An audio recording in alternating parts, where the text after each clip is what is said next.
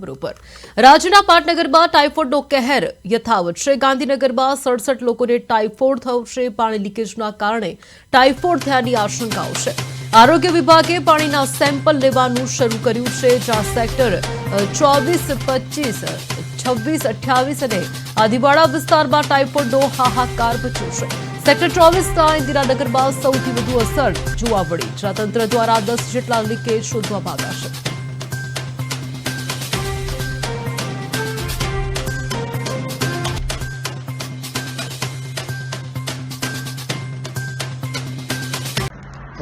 આ કેસો બાબતે માહિતી મળતા સેક્ટર 24ના અર્બન હેલ્થ સેન્ટર તેમજ સેક્ટર 29ના અર્બન હેલ્થ સેન્ટર દ્વારા તાત્કાલિક ટીમો બનાવી અને સઘન કામગીરી કાર્યવાહી કરવામાં આવેલી છે।